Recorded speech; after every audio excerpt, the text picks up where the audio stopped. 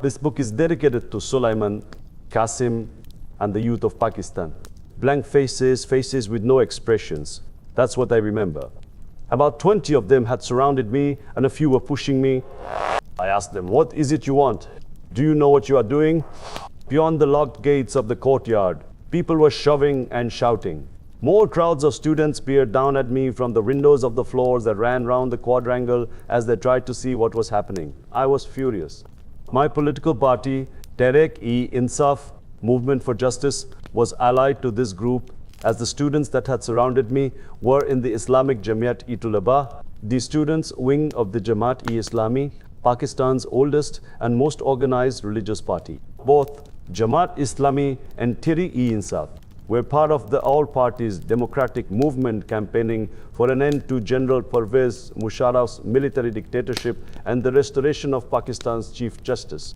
Yet here, these students were working for a dictator who had issued orders to arrest me and behaving just like a gang of street thugs. Although I had heard tales about the youth, I had not fully realized the kind of people they were. Everyone on the campus of the university is scared of them. Once known for their ideological views and great discipline, they appear to have degenerated into a kind of mafia or fascist group operating inside the university, bearing guns and beating people up. This stifled debate in an educational establishment that has in its time produced two Nobel laureates. The University of the Punjab was established in the late 19th century by the British in the country's second city, Lahore. No government dares tackle them.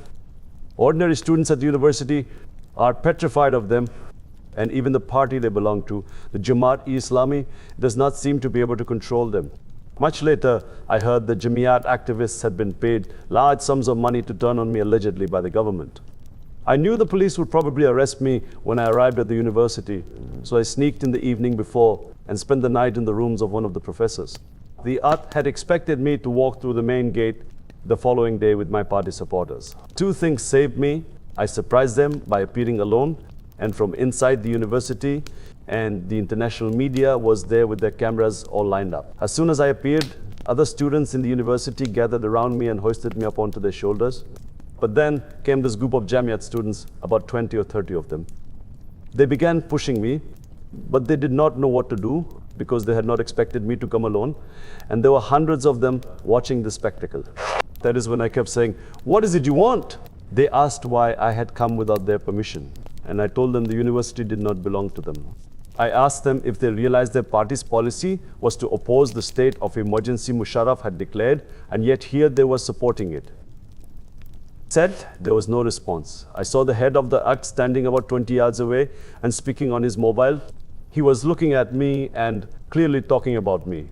I don't think he knew what to do. Some professors arrived, and the Jamiat youths shoved them around too, and I could see the professors were scared of them. The country was undergoing yet another period of turmoil, and President Musharraf had declared a state of emergency. On the evening of 3 November 2007, I had been giving a talk at the Lahore University of Management Sciences when someone passed me a note saying that the heads of all the political parties opposed to Musharraf were to be put under house arrest, including me.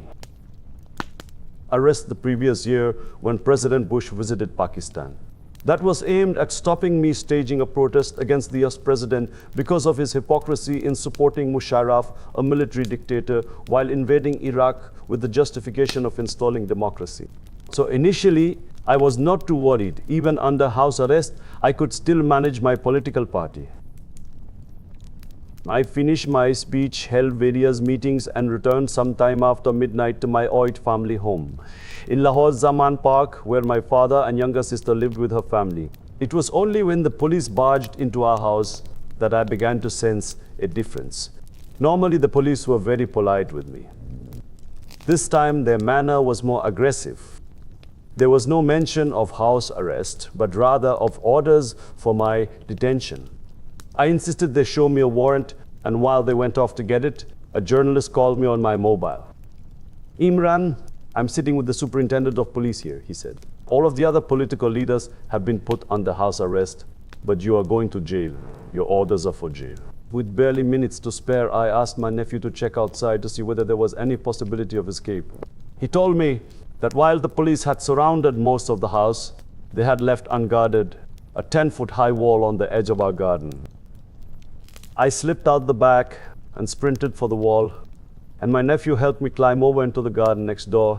I had spent my childhood in Zaman Park, and many of my relatives still lived nearby. While the police came in and searched our family home, even my father's bedroom, despite him being sick at the time, I made for my grandfather's old house, and from then on began moving from place to place every other day. Every now and then I surfaced to give a telephone interview to the press to try and get my message out to the people of Pakistan and specifically to my workers. Then I moved again. 2 or 3 times the police arrived at the house to look for me barely 15 minutes after I had left. Later, I heard that at least 5,000 people had been detained. I was one of the last of the leading opposition politicians who remained free.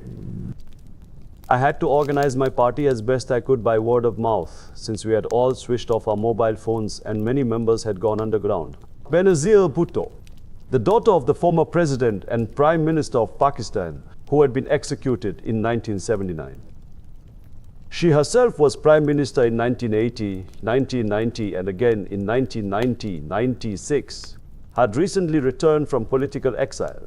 She arrived in Lahore to organize a protest march, but the police surrounded her house and the plans fizzled out. She was, however, pursued by the international media, and I decided I should take advantage of their presence to give myself up with as much publicity as possible. The best place to do this was the University of the Punjab, the biggest university in the country, where I wanted the students to mobilize against Musharraf's state of emergency. Was already popular amongst the students, mainly because of the stand we had taken against the military dictator. The young people of Pakistan were my main strength, and I had seen over the years how youth across the world had played a vital role in popular campaigns, from the anti-Vietnam War movement of 1960s America to the ousting of Indonesia's President Suharto in the 1990s, and yet to come, the Arab uprisings of 2011. I wanted the students to be politicized, since dictators always try to depoliticize people in order to maintain control. They and the international media would witness my arrest. I told the students at the university I had come to give myself up and to take me to the police. They took me outside, pushed me into a van, and drove me to the gates where a police inspector was waiting for me. He looked at me over and over again until I asked what was wrong. "I am so happy to see you," he said. "What do you mean?" I asked. He made me wait until we had reached the police station, and there he told me, "Since last night we have been in touch with these guys, and my information was that they were going to hand you to me in such a state that I would have had to rush you to hospital. They were going to break your bones. That was the plan." He had stationed some plainclothes officers inside the university with instructions to try to save me. But there was little else he could do. It was only then that I realized how narrowly I had escaped. He was right to be concerned. A couple of years after my unpleasant experience with the Jamiat youths, they beat up one of the university staff, an environmental science professor called Iftikhar Balok, after he took a stand against them, and left him with broken bones and covered in bruises. My detention was to prove a formative experience.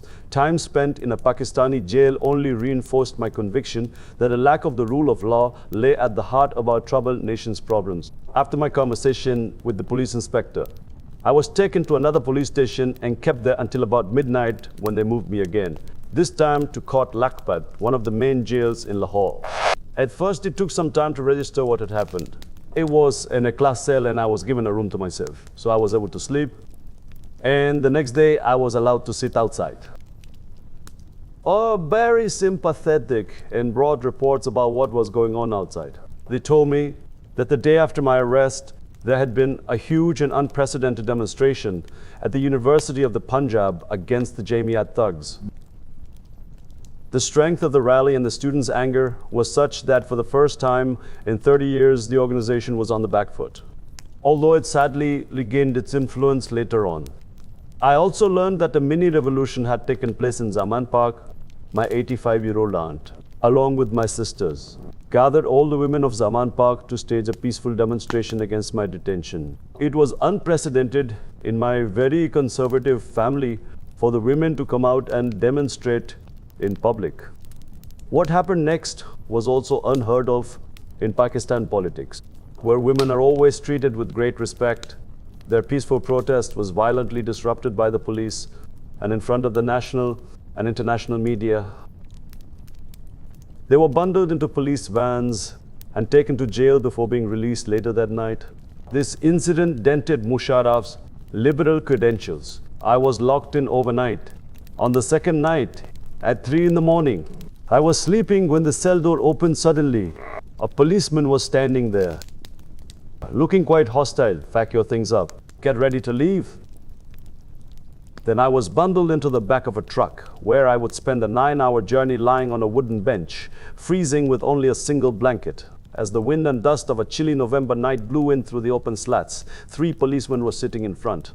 And when we stopped for tea early in the morning, I asked them where we were going. They told me we were going to Tehreek-e-Ghazi Khan, far to the southwest in the center of the country. D Khan is one of the worst jails in Pakistan. If the authorities really want to break you, it occurred to me that they might torture me as they had 2 parliamentary colleagues, Saad Rafiq and Javed Hashmi, who had been jailed for years, and they had told me what had happened to them. But mostly, it was the pettiness of it all that troubled me. It was unnecessary to send me on a 9-hour journey in a truck to a jail in D Khan when other political leaders were being put under house arrest. I had been in the public eye for 35 years, and everyone knew I was not a terrorist. Yet, I was being arrested under draconian anti-terrorism emergency laws that carried the possible penalty of life imprisonment or death. It felt like a deliberate attempt to humiliate me. I sensed the orders had come from the top. If I struggled over just 8 days in prison, the suffering of the many thousands who spent years in Pakistan as jails was infinitely worse. And compared to them, I was treated like a king, with 10 to 15 people crammed into each cell. My own cell was in the hospital wing and had a little bed and a filthy bathroom, but I had a room of my own. During the day, I was allowed to sit outside, although at sunset, I was locked in my room for the night. I could hardly eat in jail since I had no exercise, and the food was terrible. After so many years of sport, my body was conditioned to expect exercise. The worst of it was that time would not pass.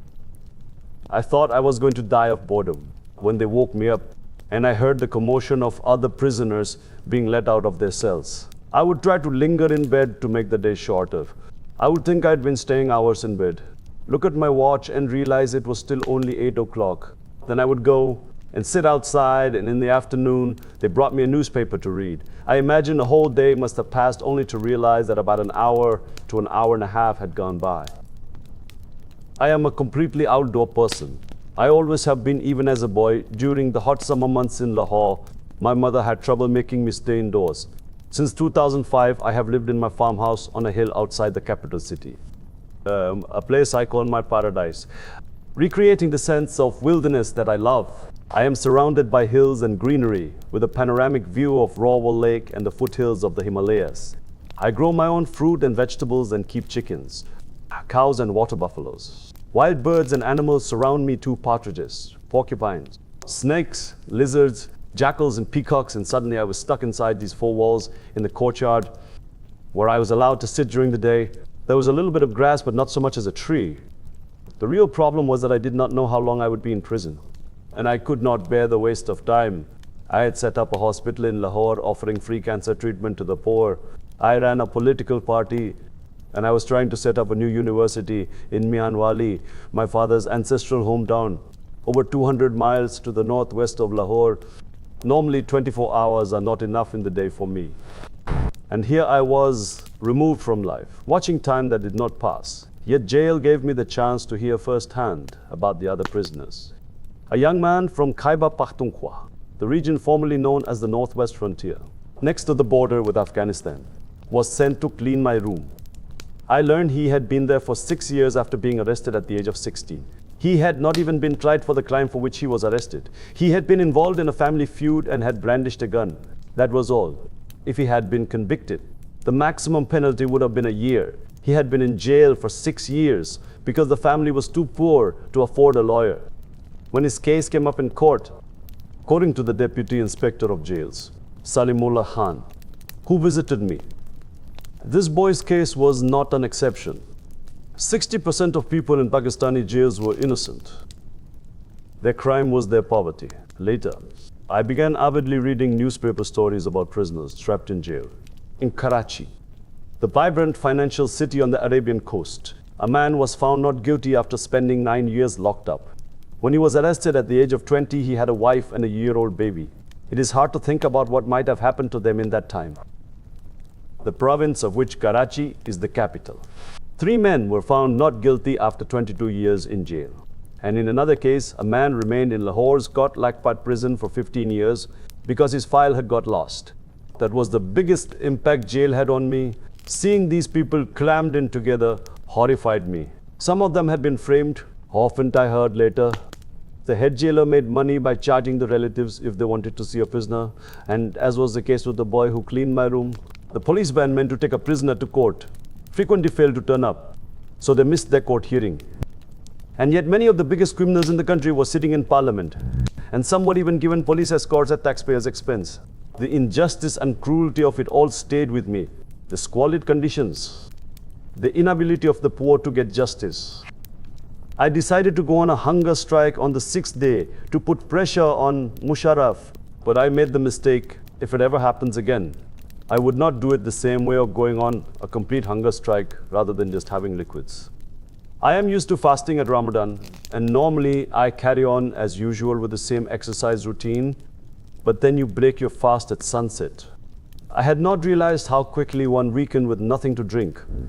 I had fasted for barely over 2 days when I discovered I did not have the strength to walk. There was no way I was going to back down after 2 days. Then finally, at about 8 in the evening, the jailers came and said, "You are free." I walked out into what became one of the most turbulent periods of Pakistan's history.